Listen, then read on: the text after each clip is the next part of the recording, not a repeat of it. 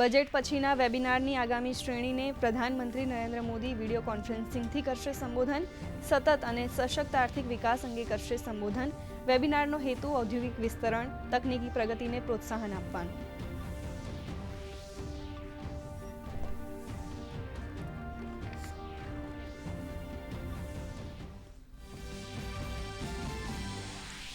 પશ્ચિમ એશિયામાં વધતા તણાવ વચ્ચે પ્રધાનમંત્રી નરેન્દ્ર મોદીની કૂટનીતિક સક્રિયતા વધી. જોર્ડન, બહરીન અને સાઉદી અરબના શીર્ષ નેતૃત્વ સાથે કરી વાત. ભારતીય સમુદાયની સુરક્ષા અંગે કરી ચર્ચા.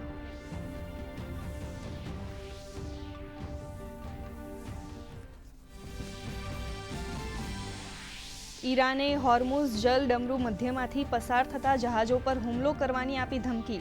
ડોનાલ્ડ ટ્રમ્પે ચેતવણી આપતા કહ્યું, ઈરાન સાથે 1 મહિના કરતાં વધુ ચાલી શકે છે સંઘર્ષ.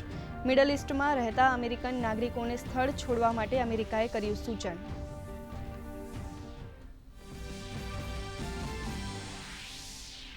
અસત્ય પર સત્ય અને આસ્થાના વિજય સાથે રાજ્યમાં ઠેર ઠેર થયું હોળિકા દહન.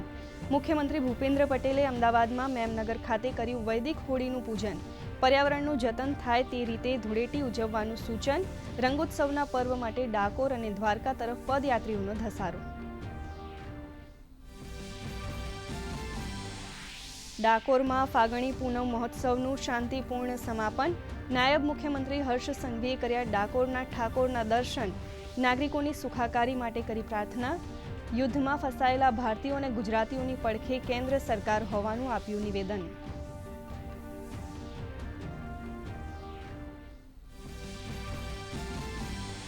હોળી પર્વ માટે રેલવેની વ્યાપક વ્યવસ્થા. માદરે વતન જતા લોકો માટે દોડાવાઈ રહી છે વિશેષ ટ્રેન. મુસાફરોના ધસારાને ધ્યાનમાં રાખતા 18 તારીખ સુધી 1000થી વધુ ટ્રેનોની વ્યવસ્થા.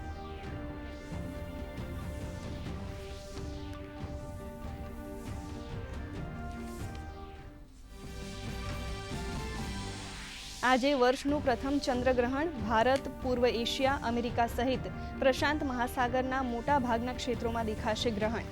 ભારતીય સમય મુજબ બપોરે 3:20થી સાંજે 6:48 સુધી ચાલશે ગ્રહણ.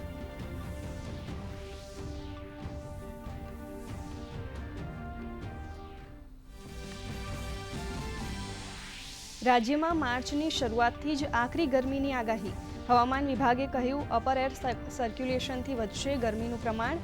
ભેજ વધતા ગરમી અને ઉકળાટ સાથે આગામી દિવસોમાં તાપમાનમાં 3 થી 5 ડિગ્રી વધારાની આગાહી.